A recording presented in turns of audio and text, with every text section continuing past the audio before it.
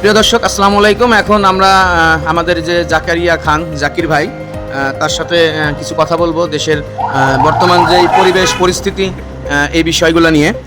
ভাইয়ের কাছে প্রশ্ন হলো যে গতকাল যে এনসিপির যে পথযাত্রা বা পথশোভা, এই শোভায় যে গোপালগঞ্জে আক্রমণ হামলা যে পরিমাণে ক্ষয়ক্ষতি হয়েছে, এই বিষয়ে আপনার মন্তব্যটা কি একটু আমাদের যদি একটু বলতেন।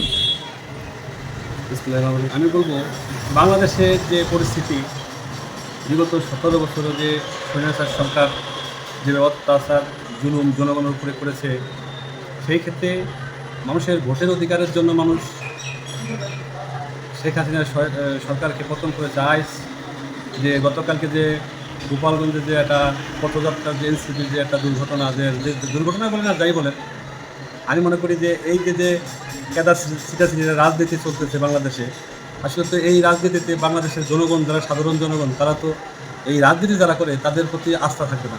কারণ আজকে এই দল আসতেছে, ওই দল ওরে ই করতেছে, আর আরেক দল হিসেবে ওরে হেউ কোনো কথা বলতেছে। এই যে তো রাজনীতি না, রাজনীতি হইতে হবে সবার সমাজকে সম্মিলিতভাবে দেশটা কীভাবে চালানো যায়, দেশের মানুষ কীভাবে ভালো থাকে, দেশের জনগণ কীভাবে ভালো থাকে, সাধারণ জনগণ যেভাবে, আসলে তো সাধারণ জনগণ এই রাজনীতির দলের কাছে কোনো কিছু চায় না। তাদের চাওয়া একটাই, দেশের মানুষ ভালো থাকবে, সুস্থ থাকবে, সন্ত্রাসমুক্ত দেশ চায়।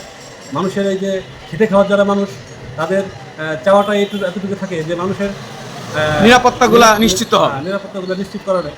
আজ দেখেন আপনি, গতকালকে কতগুলো মানুষ মনে হয় আহত হয়েছে, কিছু শুনলাম নিহত হয়েছে। আমরা তো এটা চাই না, আমরা চাই সুস্থভাবে বেশি রাজনীতি করুক, এটাই আমরা চাই। আসলে তো আমি মনে করি আজকে এনসিপি একটা সংগঠন, নতুন একটা সংগঠন, তাদের আসলে আরও অন্য দলগুলো আছে, তাদের সাথে পরামর্শ ভিত্তিক কিছু কথা বলে দেশের ভাবমূর্তি আরও কীভাবে ভালো আনা যায়।